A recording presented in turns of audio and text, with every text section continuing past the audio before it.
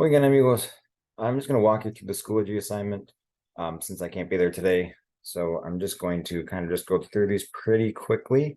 You do have notes on OneNote if you need to refer to these, but these are the new spell changers that we went over recently, in which we have extra accent marks and Y instead of the I in the third person for certain verbs.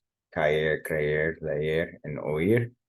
This isn't necessarily a lesson a video to teach you how to do all that. You can see if you need some help, there are videos on the OneNote and notes on the OneNote that you can find. I'm just going to kind of go through each one, but creer, starting off here, is one of those that has the extra accent mark. We got creer, leer, caer, oír. Those have extra accent marks in the second person singular, plural, and the first person plural as well. So that is an accent mark on the I there, creíste. Here, that's layer. That's another one of those that has the extra accent mark. So leímos with the extra accent mark on the I. Caer, el. So now this is caer would have extra accent marks in the first person plural, nosotros, and the two in the vosotros, but we're in the third person, and that normally we would have the I and the O with an accent mark on an ER verb in the preterite, but for this type of verb, we change that I to a Y. Oír, another one of those verbs. Again, we're in the third person, so we're using a Y instead of an I in the plural, oyeron. Construir, we get construiste. Now, this is a UIR verb, or I like to refer to as huir. These huir verbs, when we actually pronounce the U, they don't need extra accent marks, just the nature of the pronunciation of that combination. So there's no extra accent marks here, but we will still have a Y in the third person, but being that this is the two form, no accent mark. Here we are, huir in the third person. So la compañía, the company, is a third person singular noun. So we conjugate it in the third person singular, like él, ella, and usted. We get, instead of the IO, it's YO. Número 7. Huir, another one in the third person. That is an huir verb. So we change the I to a Y. Huir, another one. Huir verb, third person singular. Huyó. Distribuir, another huir. Now we're in the plural. Distribuyeron. With the Y instead of the IERON, YERON.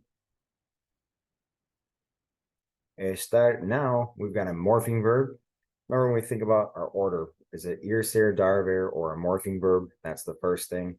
And this is a, well, that's not what we want to do. This is a morphing verb that becomes our stem, and then we add our morphing verb endings. Even though it's an AR verb, it doesn't matter. It's a morphing verb. So estuvimos, it's got the morphing verb stem and the morphing verb ending. Mantener, it has tener in there, which is tuv in the morphing verb. While we're here, it's the L form. So tuvo would be tener in the L form. And it has the prefix man in front of it, mantuvo. So that morpheme change keeps with, even if we have a prefix in front of that root verb. And remember, no accent marks in any morpheme verb. Suponer, again, we've got a morpheme verb, poner, inside this verb. So it becomes pos is the stem, add that imos, pusimos, and we put the prefix in front. Supusimos is the conjugation.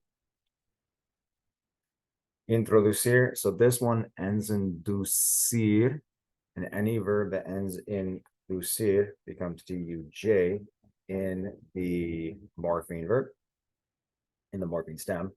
And then normally we would add IERON, but this is one of those exceptions, actually the only exception. Whenever you have the J verb in the morpheme verb, any of those J stems, the third person plural does not have the I, so it's just introdujeron. All right, ir, that is just irregular, becomes fuimos in the nosotros form. Dar in the vosotros, it's an AR verb, but it's irregular.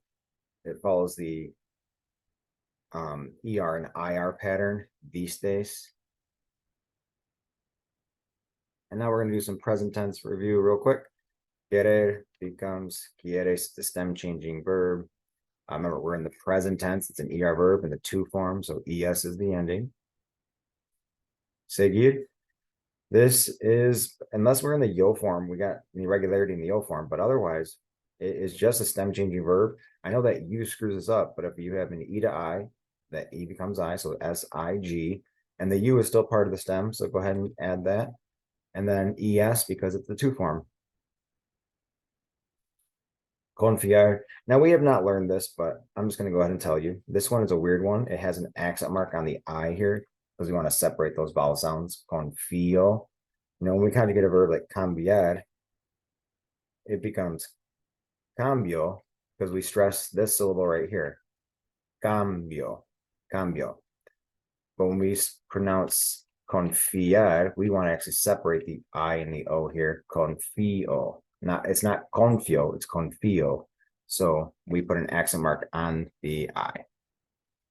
Couple more. Corregir. This is a stem changing verb. This E becomes I, and it is a G-E-R or G-I-R, but remember the G-E-R, G-I-R verbs.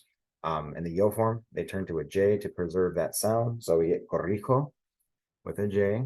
And last one, extinguir. Now we have a UIR verb, but that's negated because we got a G in front of that UIR. We don't pronounce the U, so this just is regular in the L form. It would drop the U in the yo form, but that's not where we are. It would be extingo, but since we're not there, we're going to keep the U here, and then it's the L form, so just there, extingue. All right, that's all. Just wanted to go through those real quick with you, just in case you needed the help.